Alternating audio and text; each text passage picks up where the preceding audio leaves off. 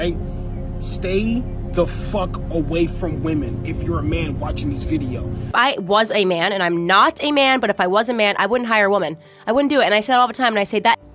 Is it just me, or do men not approach women anymore? I used to work with all men, and people would always be like, oh, you must get hit on all the time if you work with all men. But what I had to explain was that actually in settings where it's like 70% men, 30% women, the women get hit on all the time. But in this case, I was literally the only woman on a 20-person team. And in those cases, the men just act like there are no women there and they ignore you.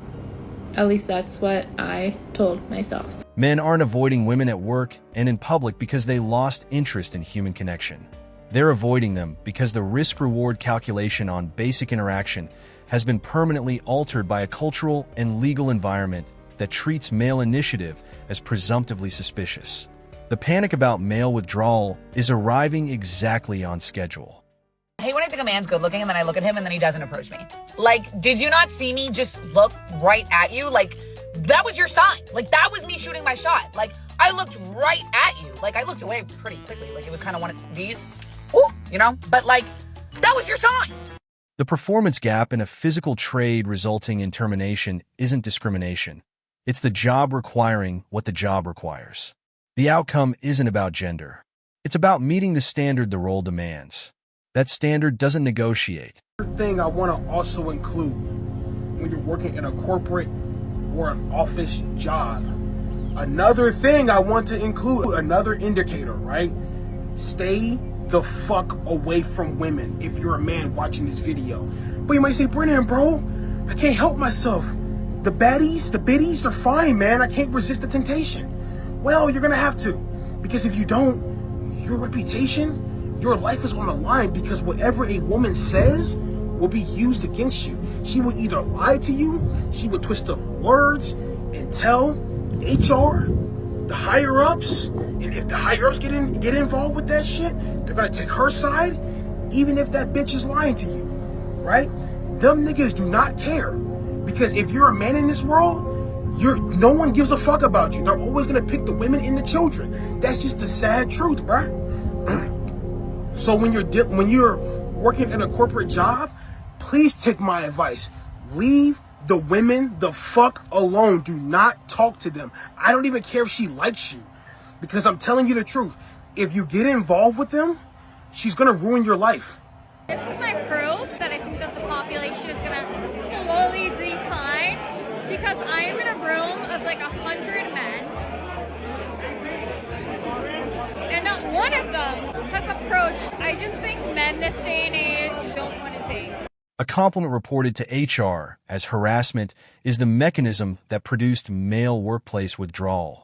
Men didn't stop talking to female colleagues because they lost interest in professional relationships. They stopped because the legal and reputational exposure on a misread interaction is career-ending, while the upside of basic pleasantry is negligible. The math on that runs one direction, and every man in a professional environment has already done it. Serious conversation here. What should a girl do if she sees a guy? I just saw a guy in the training. He was so handsome. And he's looking at me, I'm looking at him, he's looking at me, I'm looking at him. And it's like my stop is about to happen anytime soon. And I didn't know what to do, because I thought, okay, maybe I should just give him my card, but then I didn't have my wallet with me. So it's like I like my card with my information. And then I'm like, damn, the point is that I get how you guys get nervous, because I could never. I decided to let that man go instead of me going up to him and saying, let me give you my number. Do I have to start carrying cards so I can just give my card and dip?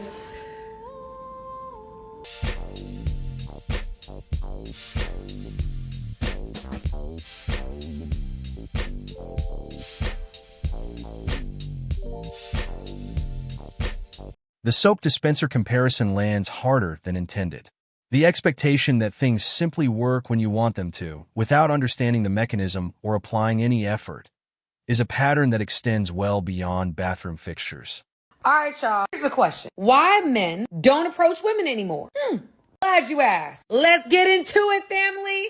Happy Saturday, everybody. Number one, the fear of rejection. Women today, as we know, have some unrealistic standards. Some women. Unless he has a six-pack, six figure, and is 6 feet, you can't talk to him. Number two, it's not just about the fear of rejection. For some men, it's the fear of being labeled a creep or a predator because the man that's approaching you isn't your type.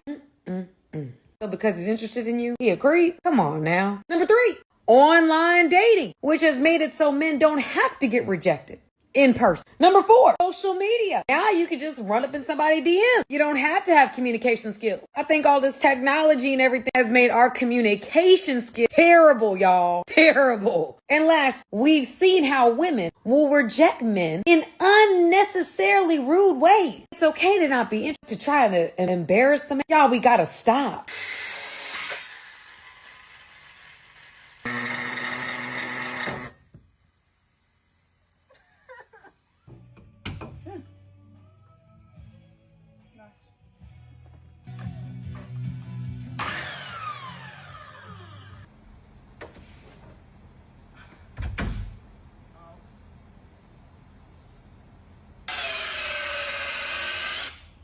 Why is it smoking?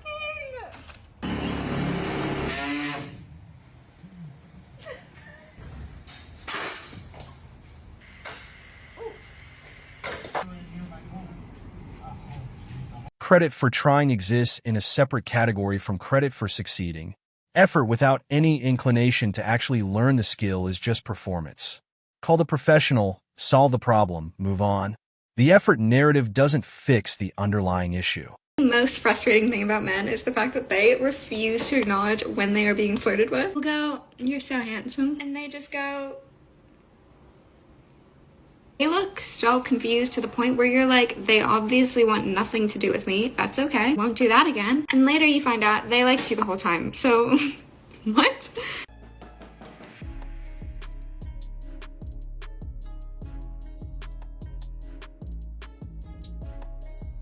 Filming the failure instead of solving it is the tell. The content is the goal. Competence was never the point. Documentation of incompetence for audience consumption was. That time could have produced an actual skill. It produced a video instead. If I was a man, and I'm not a man, but if I was a man, I wouldn't hire a woman. I wouldn't do it. And I say it all the time, and I say that, and that is something that women need to consider when they're talking about this stuff. When you are saying that a man complimenting you and saying, I really like your outfit today, is a form of sexism. What is if you're a man, why hire a woman, right? So you fought all this time to be able to get into the workforce only to say these are going to be the rules. You know, if you say anything, even if you compliment me, if you look at me, anything, I'm going to have a reason to fight you. And by the way, you're going to want to settle and pay me because even just the stain of an accusation is enough to ruin men. So if you're a guy, right, in this society, in this Me Too environment, in this litigation rich environment of misogyny and sexism and all of these claims, what is the value add? What's the risk? You know, the benefit and the risk. I can't do the analysis and say, I'd just be like, no, I'm just not hiring one. Give me all the men.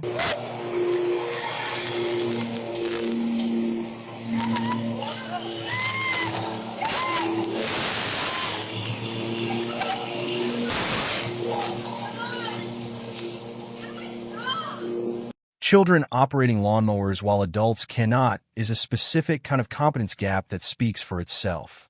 The infrastructure of daily life requires functional capability from the people living in it. Outsourcing every physical skill to nearby men while claiming independence is a definitional contradiction. Hey, Steve, and please don't come for this commenter because I have a legitimate question for you, Steve. In my marriage, when I first got married, I wasn't raised in like a patriarchal household. It was very egalitarian, and so I just knew how to speak my mind. I knew how to speak up. I knew how to ask questions. So when I first got married to my husband, I was like, of course, that's how we're going to interact like normal human beings. It was an immediate wake-up call that I could not talk to him directly because anytime I had an idea or a thought that was important to me, his automatic response was no. He literally had like a default no setting. He was always in a state of default pushback on anything I wanted to talk about. And this was jarring. Like I had never been in a relationship with someone who claimed to love me, who started from no, who started from pushback. So I learned that it was actually easier to get on board and faster if I did this thing where I kind of planted seeds and indirectly talked to him. And eventually, like a couple days or weeks later, he would come around and usually say it was his idea. And I would agree, like, oh yeah, I'm so glad you thought of that, when really I had been talking about it for months.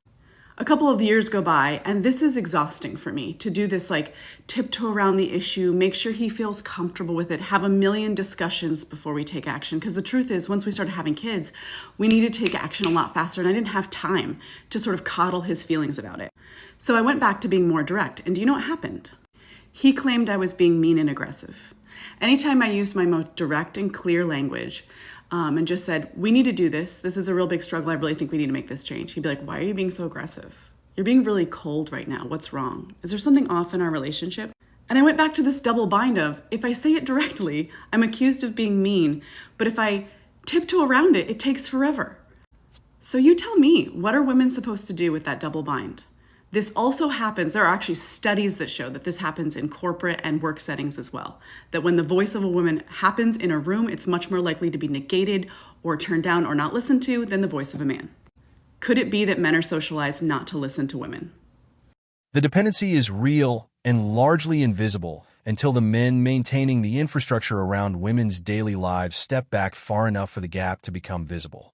That moment is arriving in slow motion, and the response so far has been to film it rather than address it. Is it just me, or do men not approach women anymore? I fucking hate dating apps. I do not want to get back on one. I'd like to meet someone IRL, in real life, in the wild. But this seems hard as hell, because if you are someone who doesn't go out to bars, it seems like at bars, it's socially acceptable for like people to approach each other. But everywhere else, like, you know, in a coffee shop or like in a restaurant or on the street, it seems like it's not like the norm anymore. Like everyone just kind of minds their own business. And I don't know if this is just me or if this is just where I live. I live in kind of a small town, or if it's like we've almost swung too far in the other direction. Because I remember when I was a teenager, like 15 years ago, men were like coming after me. I don't like, it was like borderline, like it was harassment. Well, like, I don't want to be harassed. We don't need to do that. But at the same time, like I don't know, I'd like people to talk to me. Like I don't want, it feels like we've gone so far in the other direction where everyone kind of operates completely independently. They look down, like they pass someone, they don't even really say hi. They're looking at their phones. Like they'll be like, oh, that person's cute, but they won't do anything about it. And this makes it really hard, I think, when you're single, when you even just want to make friends, you want to connect with new people, because everyone is just absorbed in their own world. Like, is everyone lonely? Like, is everyone, I don't know. It's just, I don't like this. Filming yourself failing to open a jar and publishing it as content is a specific choice that reveals the relationship between competence and audience in the current media environment. The jar remains closed. The views accumulate. The priorities are clear. Men can talk to women in the workplace and give compliments and have friendships. There's nothing wrong with that. But you don't get to disrespect and harass them in the workplace. And most of them know the difference. But if you don't, the difference is saying hello to somebody and giving them a compliment, like, you know, that's a really pretty dress, versus coming up behind them and massaging their shoulders or saying, hey, baby, you want to go out tonight? So if you don't know the difference, now you do. Serious question for my mans out there. Why are you guys not approaching women? What is that about? What is that about? I have seen so many hot guys lately, and we make eyes, we exchange the look, we have the look, and then there's nothing else. I'm like, are you gonna come approach me? Hello? I don't want to be the one to approach you, okay? Because that's not my man's. My man's has, you know, the balls that he has, and he's not afraid to come up to me and say something, say hello. So if you're a man out there, you know, you guys have balls for a reason. Use them. And don't be afraid to approach women, because we don't want to do that, you know? This is just a pro tip, okay? Chime in. The independence being performed exists inside a civilization built and continuously maintained by the labor of men who are now being told their contributions are optional or harmful. Remove the infrastructure and the independence evaporates. The contradiction doesn't get acknowledged because acknowledging it would require gratitude, and gratitude interferes with the narrative. I'm going to make this really, really simple for you, okay? So just listen up. Harassing women versus going up to them and having a conversation with them when they make it clear that they want to be talked to are two completely different things. And if you do not know the difference between those situations, then I highly, highly recommend don't approach them. When somebody is deliberately avoiding you, there's only two reasons for it. Literally, there's only two reasons usually. When you're being ignored by somebody, you are either dangerous and a threat to a person, so they have to almost protect their peace by being away from you, okay? Or if somebody's avoiding you, it's because they did something that they can't confront, and being connected to you and seeing you almost triggers that shame and that guilt. So if you've ever been connected to a person who completely just avoids you, typically that happens because they're either trying to protect themselves from the chaos or the instability that you probably are offering them, or if you're not doing or being that, they're avoiding you because they know they probably hurt you or they've mistreated you, and confronting you almost activates the shame and the guilt that they don't want to face. So when you know you haven't done harm to a person, but you see that they're avoiding you and they're not coming towards you, please understand it really has nothing to do with you. It has everything to do with the fact that this person has faulted you and they don't want to take accountability. So rather than actually confronting it, they avoid you. The sledgehammer attempt at least produced genuine self-awareness at the end point. That's more than most of these clips deliver. The paint scratch repair is a different category of disaster entirely. Some skills require instruction before application.